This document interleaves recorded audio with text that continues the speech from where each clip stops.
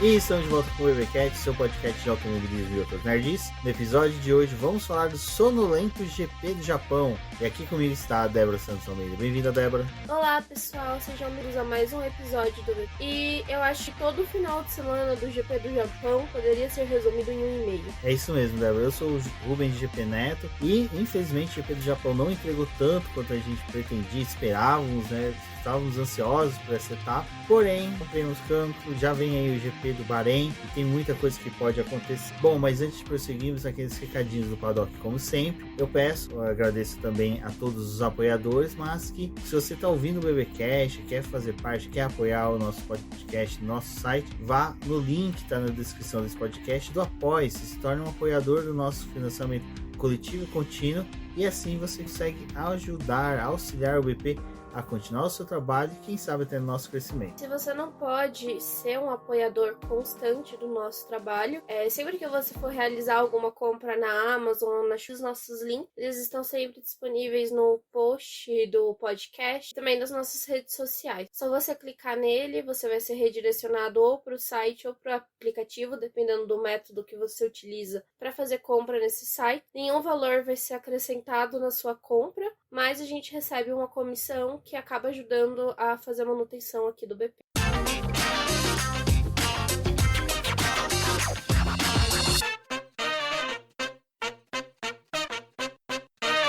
Débora, no TL1 a gente teve a substituição ali, né, do Dohan pro piloto Hirakawa, que é piloto da academia da Toyota, também estava ali testando pela Alpine e agora ele é reserva da Alpine. O guri ali, a Alpine também está com uma Kombi de reservas, né?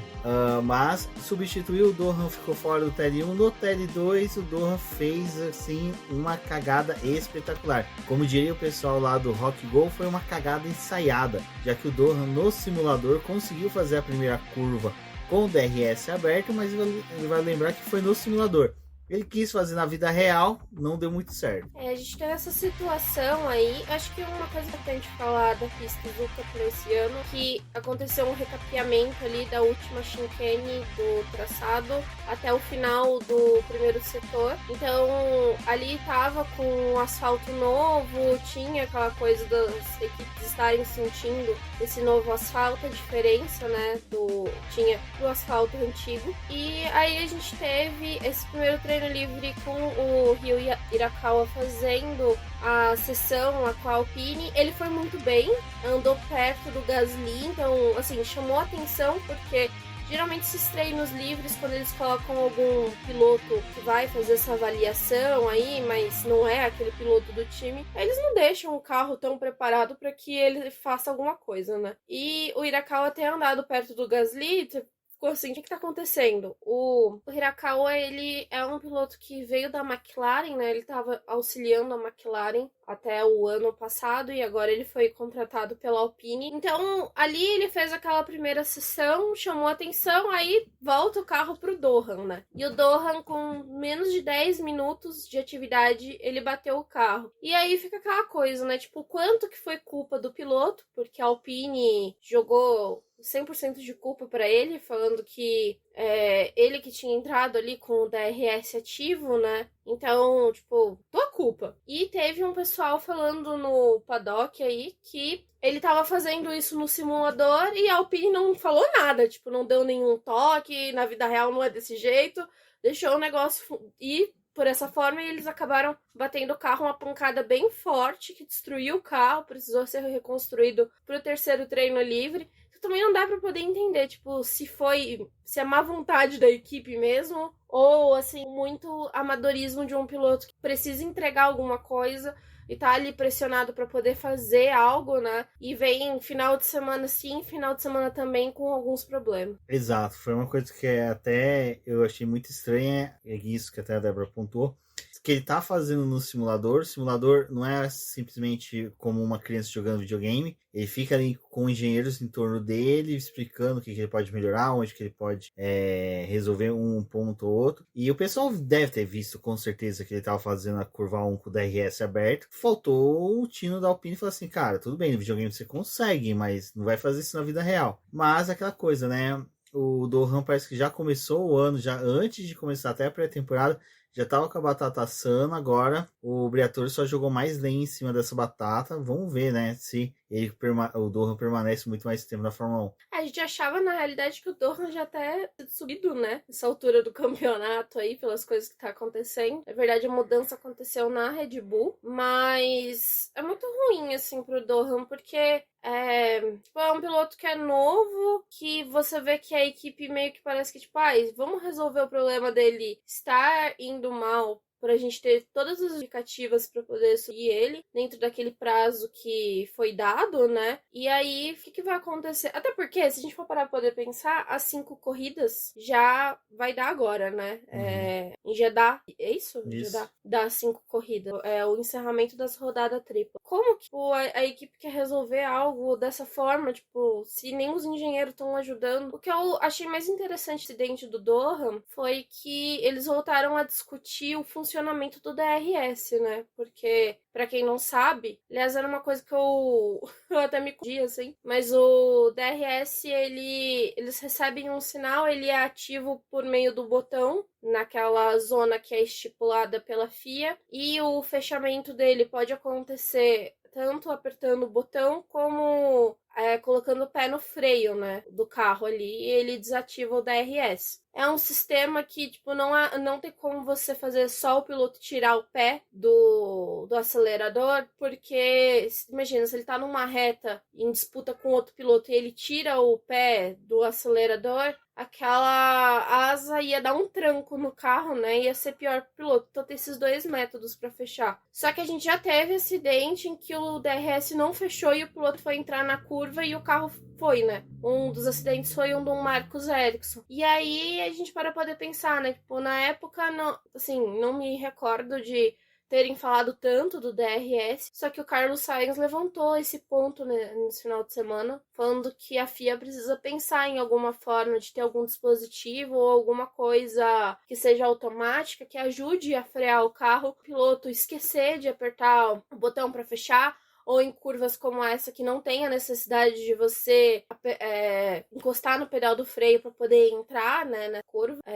Tem outras que ao longo do calendário tem esse mesmo sistema. Então o Carlos Sainz, né, a GPDA acabou pedindo aí para ver se dá para poder fazer alguma coisa, porque na realidade a preocupação maior agora não é com o carro desse ano, mas com o carro do ano que vem, que vai ter aerodinâmica ativa, que teria aqueles outros sistemas lá de DRS, né, do carro, que a gente tá falando naquele outro podcast sobre o regulamento de 2026. Então, é pensando nisso, porque se vão ir por esse lado de usar esse sistema no ano que vem, ficaria ainda mais perigoso um carro de Fórmula 1, se não tiver nenhum outro controle que barre isso em um momento em que o piloto precisa entrar numa curva. E até foi engraçado que, enquanto eu tava fazendo a pesquisa sobre esse texto do negócio que o Carlos Sainz tinha falado, eu achei um texto de muito tempo atrás, acho que foi na Motorsport, que o Pérez tinha sugerido que eles usassem o DRS na 130E. E falaram, acho que não é uma boa ideia. Mas falando em Pérez, né, vamos falando aí do Tsunoda, que acabou indo para Red Bull.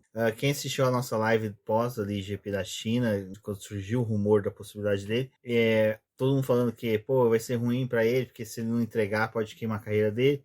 Eu até pontuei que, olha, eu acho que ele fecha porque ele tá subindo para Red Bull, né? Como piloto, é uma grande vantagem, um auxílio que ele vai ter. Se confirmou durante a semana, Tsunoda aí na Red Bull, foi muito elogiada a subida dele e tal, mas já no GP a gente viu, primeiro nos treinos livres, né, Débora, que ele mandou bem, andou próximo ou à frente do Max Verstappen, o que indicava que ele conseguiu se adaptar ao carro, e aparentava que sim, que a Red Bull tinha acertado em trazer ele e que ele ia repetir o feito na corrida. Infelizmente na classificação ele não conseguiu, ficou ali no Q2 e depois na corrida ele ficou fora do top 10. Mas o que eu posso afirmar é o seguinte, não é uma estreia ruim, Tsunoda. Foi uma estreia boa, ele ficou à frente do Lawson, apesar de ter ficado atrás do Radiar, mas a gente já sabia que provavelmente os carros ali da Racing Bulls teriam um desempenho melhor que o segundo carro da Red Bull, até mesmo porque o próprio Max Verstappen essa semana falou que o problema não são os segundos pilotos, mas sim o carro. Então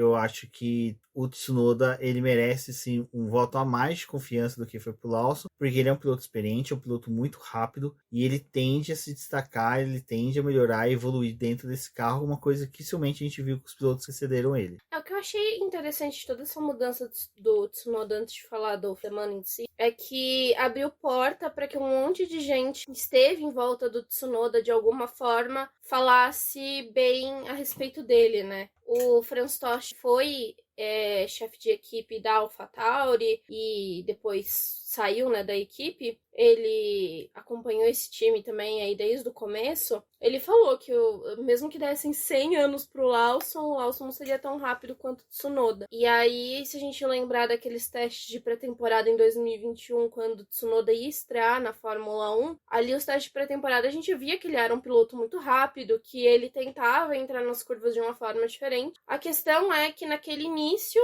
ele errou bastante, teve lá os seus problemas, mas a AlphaTauri e o Franz Tost fizeram uma mudança ali muito grande com o Tsunoda, de levar ele para poder morar perto da fábrica, ter uma rotina de treinamento, muita coisa que ajudou ele a ter um discernimento melhor, né? Então a gente viu desde 2021 o Tsunoda evoluir. Quem escuta o podcast aqui há mais tempo sabe o quanto que a gente elogiou o Tsunoda no Indy. Teve seus desafios, mas eu acho que é muito merecido essa chance na Red Bull. Só que eu mesmo não acreditava que essa mudança ia acontecer tão rápido, assim, só com 2 corridas, porque foi meio injusto com o Lawson também, né, fazer essa mudança assim abrupta. Mas a Red Bull, ela tá precisando de resultados muito rápido.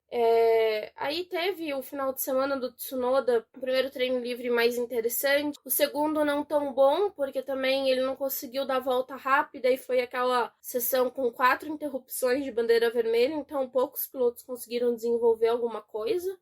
Infelizmente a classificação não deu muito certo, porque ele estava usando uma configuração de asa diferente da do Verstappen, ele pediu para fazer essa mudança e ele acha que aquilo atrapalhou um pouco, ainda teve o erro dele na volta, então prejudicou ele passar do Q2 pro Q3, mas ele falou, eu tinha um carro para poder ir pro Q3. E vamos ver o que acontece, né? Tá no meio de uma rodada tripla, acho que o desenvolvimento aí tem que ser mais rápido, né? Só que acho que o bom disso é que ele vai andar no Bahrein, que é um circuito que todo mundo já conhece, já andou várias vezes ali, fez teste de pré-temporada, então que deve dar um pouco mais de confiança pro Tsunoda, essa próxima corrida. Mas mesmo assim, mesmo ele não pontuando, acho que foi um piloto que conseguiu desenvolver bem na corrida. E se a gente for parar pra poder pensar, né, o Verstappen tava vencendo a prova. Não tira um foco também completamente do segundo piloto, porque se a Red Bull está ganhando uma corrida, deixa o segundo piloto aí. O Horner falou que tava tudo bem, ele tinha feito uma corrida boa. Exato. Bom, mas no final, né, Débora, o Tsunoda permanece na Red Bull. Vamos ver, como ela falou, como vai ser no Bahrein. E eu, vou ser sincero, eu acredito que sim, o Tsunoda tende a andar mais próximo do Verstappen. E eu acho que ele tende a cometer menos erros, que já foi uma característica dele no final de semana. Dava uma corrigida aqui ou ali no carro, mas só que o Verstappen também nos treinos livres, a gente viu ele brigando bastante com o carro. O Verstappen também não tá feliz com esse carro, né? Ele já tá há algum tempo aí pedindo para que a Red Bull traga atualizações. E essas atualizações tá naquela coisa de tipo, a Red Bull fala um prazo e daqui a pouco aumenta esse prazo. Talvez essas atualizações venham aí no GP de Imola, ou Mônaco, ou Espanha. Que é uma dessas corridas aí que deve vir essas atualizações, pacote melhor pro carro. Então, o Verstappen também tá brigando, né? Acho que a corrida no Japão, se a gente vê, a Red Bull tinha feito umas mudanças aí no carro pro Japão. Não de atualização, mas tipo, pra poder ter um motor bom e pra poder fazer uma corrida boa na casa da Honda. É a última corrida da Red Bull com a Honda, então era importante ter um resultado bom. Só repetiram a vitória dos últimos anos, que tava vindo aí com o Verstappen. Essa foi uma corrida que era importante. Então, não sei se isso também vem do Verstappen vai se repetir em todas as provas, sabe? Mas o Tsunoda vai ir melhor, sim, no Bahrein. Até porque acho que ele tá bem felizinho, né? Com o carro, com a oportunidade aí. Não sei, acho que talvez ele entra na Red Bull com uma posição melhor do que foi a promoção do Lawson, ou até mesmo a condição do Dolo. Uma coisa que eu queria apontar bastante assim, sobre a questão do Tsunoda é que você falou que depois dessa rodada tripla vem Imola. Imola é uma pista que ele treinou bastante É, uma pista que ele fez vários testes. Exato. E também esse lance da vitória do Verstappen, vamos já comentar sobre ela, a gente, final de semana dele. Eu acredito que assim, não foi por acaso que ele ganhou. É lógico, tem ali, eu acho que 70% do talento do Verstappen, né, nessa vitória, porque foi primeiro que a pole dele já foi uma coisa de outro mundo. Se vocês assistirem a transmissão, vocês percebem que já tinham passado a régua, já tinham aceitado o Norris como pole, era só saber ali onde o Verstappen estava, mas ele veio, conquistou a pole, assim, de uma forma surpreendente, e depois da corrida ele conseguiu manter um ritmo de corrida muito bom.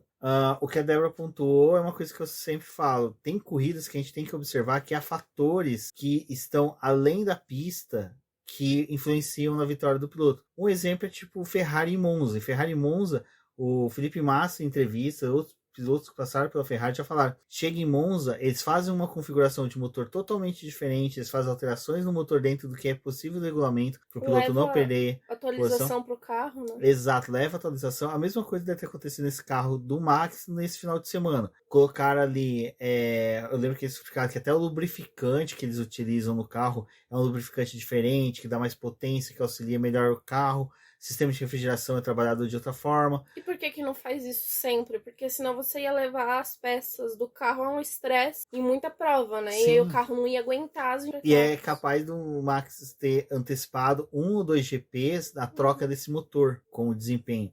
Mas por que não faz com os dois carros? O risco de ter uma quebra dupla é muito grande. Então, faz o que fizeram com o Tsunoda nos treinos livres, se ele conseguir bem andar perto do Max, satisfez ali a torcida presente, e depois na classificação da corrida, coloca o carro mesmo no ritmo normal, tudo, e foi o que acabou sendo entregue, tanto pelo Max como pelo Tsunoda. O que eu achei legal ali, assim, pelo menos do que o Tsunoda falou, do negócio dele ter dado a sugestão da configuração do carro e a Red Bull ter acatado. Também vamos torcer para que a Red Bull acate algumas das coisas que ele quer, né, ali com os engenheiros, talvez tipo, isso aqui vai funcionar para mim, ou não quero andar tanto desse jeito como o Max. Assim, já rolou um estresse esse final de semana, né? Porque a gente teve 15 dias ali da China pro Japão, e aí tava todo mundo com aquela ânsia de falar com os dois, né? Com o Tsunoda e com o Verstappen. E aí foram perguntar pro Tsunoda, mas você vai pedir ajuda pro Max pra entender o carro da Red Bull? Ele falou, não, eu tô trabalhando com os meus engenheiros, com os mecânicos, eu fico com eles, pergunto as coisas pra eles, mas não vou perguntar pro Verstappen porque eu tenho certeza que ele ia mentir pra mim. Sincericídio do Tsunoda é muito engraçado. Mas é isso, acho que no final de semana do Max, Tsunoda foi isso. A gente vai comentar mais ainda na live. Não, eu só queria falar um negócio. Acho que o Max, assim, é um piloto que é surreal, né? Uhum. Ele é muito grande em pistas. Por mais que tenha algumas coisas que eu não goste dele, é nesses momentos em que ele faz muita diferença. Então a gente viu a McLaren dominando o final de semana inteiro, nos treinos livres ali na frente, uma equipe acabada de vir de um pódio duplo, né? E aí você fala, não, a McLaren tá com plena confiança de ter o melhor resultado. E aí você tem o Max Verstappen no Japão, tipo, conseguindo uma pole, conseguindo reverter o resultado em uma vitória que foi muito boa. Não é uma vitória completamente dominante, porque o circuito, as características do circuito de ser estreito, difícil de ultrapassar, ali onde tinha a melhor oportunidade de ultrapassagem, que era na primeira curva, esse ano não funcionou muito bem. O undercut não rolou dessa vez. Foi uma prova em que as equipes passaram o final de semana inteiro já se limitando à estratégia de uma parada, porque durante os treinos livres eles consumiram mais pneu do que deveria, assim, então tinha muito piloto que não tinha 2 pneus médios ou 2 pneus duros para poder fazer a corrida, tinha um de cada e era isso daí para fazer a prova. Para muitos o pneu macio não ia entrar na conta ali das estratégias, só se a chuva de fato tivesse surgido. Então teve vários fatores que o Rubens falou que levou à vitória do Max. Muita coisa que condicionou isso, porque se você olhar, tinha o Verstappen ali na primeira posição, mas ninguém atrás dele ia mudar a estratégia para fazer 2 paradas para poder tentar ter um rendimento maior para buscar ele. Então todo mundo ficou muito limitado ao que estava acontecendo e acabou que ajudou ele a ganhar. Tira o brilho da vitória dele? Não. Mas se a gente olhar, tipo, todas essas coisas são vários fatores que ajudaram ele a vencer. Exatamente. E foram vários fatores que fizeram com que a Ferrari passasse apagada no final de semana. Gente, até agora a Ferrari não entrou em pista. Estamos aguardando aí a chegada de Leclerc e Lewis Hamilton, porque até mesmo, Débora, eu coloquei na pauta a corrida da Ferrari, porque não teve corrida da Ferrari. Assim, ela ficou totalmente apagada o final de semana inteirinho. Eu acho que ela se apagou depois da desclassificação, né? É porque tá todo mundo naquela tensão de que, pode ser que role mais desclassificações ao longo do ano. É um carro que já foi falado aí alguns dos problemas que ele tem. Que são alguns, né? Então, assim, acho que já veio condicionado da China não ter um grande desempenho. Eles passaram super apagados no final de semana. A corrida do Leclerc foi bem protocolar ali, mesma estratégia do pessoal da frente, não surpreendeu, não como dar um undercut no próprio Piastri, né? Não rolou. E a estratégia do Hamilton, assim, eles tentaram fazer alguma coisa diferente, que eu até assustei na hora que teve a largada ali, tipo, o Hamilton, entre o pessoal que tava em volta dele, era o único de pneu duro. Poderia ter dado muito ruim, mas ele conseguiu segurar e não perdeu posição na largada. Mas no desenvolvimento da corrida ele ganhou uma posição só, com toda essa estratégia que foi feita de largar com pneu duro, ficar mais tempo, não adiantou de nada. Então, corrida bem ruinzinha da Ferrari. Pelo menos leva alguns pontos, né? Depois de uma desclassificação é importante. Mas, sei lá, o campeonato da Ferrari não está muito agradável de se acompanhar. E aí falaram, não, mas pera, ano passado a gente tava pior no começo do ano. Tem como recuperar, mas até quando a gente vai ter que esperar um bom? Exato. Bom, quem esperou o resultado bom e até teve foi a McLaren, que conseguiu ali novamente os 2 pilotos no pódio. Como eu falei, a classificação Verstappen surpreendeu a todos, conseguiu tirar a pole que era do Lando Norris. Houve uma disputa acirradíssima entre Norris e Piastri, que no final de semana também correram muito, apresentaram bom desempenho. Eu lembro que no TL1 ali o pessoal ficava, mas será que a McLaren tá entregando tudo, tá demonstrando tudo? Cara, a McLaren ela já pegou o mesmo costume da Mercedes, de não entregar tudo já nos treinos livres, reservar para a corrida. E para quem acompanha pelo aplicativo aquela opção de mini setores, você pode ver que normalmente o Piastri e o Norris estão ganhando em mini setores, mas na hora de fechar o setor por completo, eles tiram o pé, faz uma coisa ou outra para poder reduzir o tempo e não mostrar tudo que eles estão ganhando. E teve muito piloto que ficou ali quebrando a cabeça com a curva 9, né? Tava muita gente saindo. A McLaren também teve esse problema em algumas das curvas do circuito ali, tipo, testando o limite do carro até onde dava, né? Então, assim, quando você acompanha os treinos livres, os testes de pré-temporada, você tem uma noção do que a McLaren vai fazer nos treinos do ano. E agora na corrida em si, o que eu mais queria falar é o seguinte: eu vi muita gente criticando o fato da McLaren não ter dado uma ordem de equipe pro Piastri passar o Norris, mas eu vou ser sincero, eu acho que a McLaren fez muito correto, não errou nisso. Eu acho que naquele cenário que estava ali, você libera o Piastri para passar o Norris. O Piastri poderia até chegar no Max Verstappen. Ele não ia ultrapassar o Max. Ele não ia. É muito difícil. Primeiro de você ultrapassar o Max numa corrida normal, numa pista que tem um espaçamento que não é tão rápido. Suzuka ia impedir essa evolução do Piastri para primeiro colocado. Então, dificilmente. Aí ia se criar aquele cenário em que o Norris vai ficar criticando por ter deixado o Piastri passar, o Piastri não ia ultrapassar o Verstappen e depois o Norris ia ficar pedindo pro Piastri devolver e o Piastri provavelmente ia falar assim, não, eu tô mais rápido, eu vou continuar aqui. Então assim, o que a McLaren fez foi certinho, olha, fica onde está, termina a corrida, garante os pontos para construtores. Para campeonato de piloto, uma coisa que eu já pontuei, eu acredito que a McLaren tenha calculado a mesma coisa, o Max não vai ser um cara que vai ser tão constante em vitórias, não vai estar sempre tão à frente da McLaren. O que a McLaren tem que trabalhar é ficar sempre à frente, eu acho que do Verstappen e, se possível, do Russell e das Ferrari. Só. Conseguindo isso daí, sempre colocando um ou outro piloto na frente, ela consegue conquistar os 2 mundiais. Aí eu já não consigo apontar se o mundial de pilotos vai ser vai ser o Piastri ou o Norris, porém que eu coloco minhas fichas mais no Norris. Mas da corrida em si da McLaren, acho que foi isso. A McLaren fez uma corrida consistente, não tem muito o que repreender. O Piastri realmente estava mais rápido, mas só que daí também cria aquela falsa ilusão de que ele correu no vácuo do Norris e de que ele estava a tempo todo utilizando a asa móvel, que faz com que realmente o piloto esteja mais próximo. A gente já viu muitas vezes as equipes liberar uma disputa do piloto que está vindo atrás, se valendo da asa móvel, da RS, Ferrari, né? isso, e deixar o cara ultrapassar na hora que ele não chega e não faz o trabalho dele, e aí tem que devolver. Então você criaria um cenário muito pior. Eu acho que é um momento do campeonato, que, assim, terceira corrida do ano, que você não precisa se indispor com ninguém, por enquanto. Acho que a McLaren leva, assim, o Mundial de Construtores, tá fazendo um bom trabalho. Isso aconteça, né, no final do ano, mas não tem nada definido entre os pilotos ainda. E eu acho que nem Zac Brown, nem André Stella estão querendo pensar, tipo, nisso agora. Acho que tem uma leitura de que o Norris é a prioridade do estar lá há mais tempo, mas é o que o Rubens falou, tipo, nessa corrida não tinha necessidade de inverter nenhum dos pilotos, porque dificilmente o Piastri ia passar o Verstappen. A condição de pista não favorecia isso. E também deixar os dois ficar brigando ali para nada, às vezes, tipo, acontece um encontrão, algo pior, você perde a oportunidade de ter os dois carros no pódio.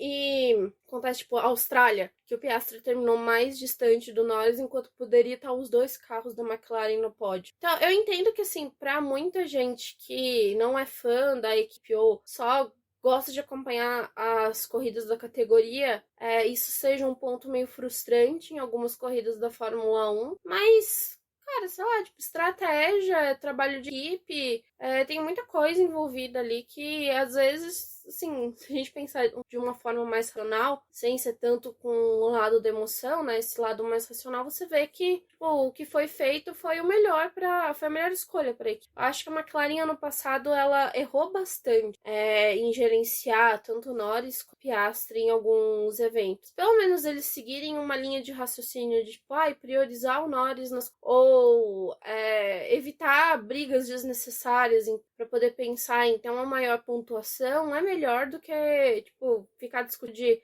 nossa, mas vocês deixaram fulano ganhar e agora falta X pontos para que ele ganhe o título. Porque assim, eu acho que talvez o Verstappen não vai ser essa pedra constante aí em cima da McLaren. Mas é um piloto que não tem como você descartar, porque ele é muito bom. E aí tem, tipo, outras coisas que eles vão ter que lidar ao longo do ano. Por exemplo, o que aconteceu ali na hora que teve o pit stop, né? Da disputa do Norris com o Verstappen. Já tá tendo uma briga dos dois, que são amigos, que estão se enfrentando em pista, que tem essa coisa do Norris não poder ser tão bonzinho, porque ele sabe que o Verstappen vai levar. E aí, tipo, teve aquele negócio ali da grama. Cara, eu acho que eles têm que ficar mais preocupados nesses embates mais diretos dos dois, porque isso deve acontecer em algumas provas, porque ficar tão questionando, tipo, vamos inverter posição. Exato, e o que você pontuou referente ao pit stop,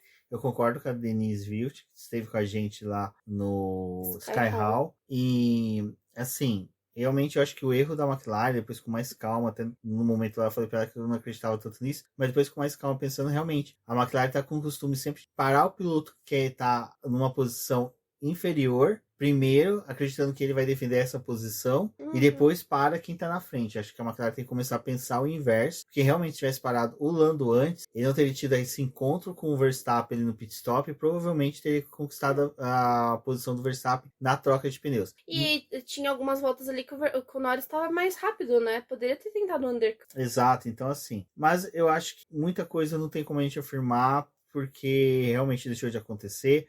A McLaren, acho que ela tem que rever esse formato dela de corrida, desse formato de stop. E até que eu brinquei com a Débora na hora que a gente estava saindo lá. Meu sonho é a McLaren pegar e trazer um estrategista desses que sejam um ponto fora da curva, tipo a Hannah, essa galera que consegue pensar, visualizar algo que ninguém mais está vendo dentro de... Virar a planilha do Excel. Exatamente. Bom, pessoal, a gente separou só esses pontos mesmo para falar da corrida. A corrida foi... Eu não gosto muito de falar assim, mas foi uma corrida bem chatinha, bem calma. Eu acho que o que foi mais chato... Até vou... Eu tô com o negócio da Pirelli aqui aberto. Vou fazer um comentário. Que A gente teve uma corrida que foi só uma parada, né? Não foi uma corrida tão movimentada, não teve nada. Nada ajudou para que a gente tivesse uma corrida tão movimentada. Porque assim, quando tem duas paradas, você tem a falsa sensação de que a corrida foi melhor. Teve mais entrada nos boxes, que foi algo que não aconteceu. E aí, um dos primeiros comentários no negócio da Pirelli aqui é: ai, mas vocês não estão cansados de ficarem com essa coisa conservadora, dessa corrida chata? Vocês não prestam atenção nos fãs? Vocês precisam trazer, tipo, pneus mais macios. Vocês não conseguem entender que a corrida com apenas uma parada é muito ruim? Tudo bem, eu entendo que a corrida com uma parada é muito ruim, mas em Suzuka, só defendendo a Pirelli agora, Suzuka tem que usar o pneu, a gama mais dura, por causa da configuração do circuito, porque se não for dessa forma, você corre o risco de ter estouros em curvas importantes e provocar batidas mais intensas do que aconteceu com o Doha. Então, não é tipo, ai, nossa, a gente não quer fazer uma corrida muito melhor pros fãs, não sei o quê. Tem a questão de segurança, né? E a parte de segurança sempre vai ser priorizado na Fórmula 1. Exato. Bom, pessoal, como eu apontei, esse foi o que a gente quis falar no BBcast sobre a corrida. Na live vamos falar muito mais, vamos trazer outros pontos, outras questões. Então acompanhe a semana do GP do Bahrein com a gente. Um forte abraço e até a próxima. Até a próxima.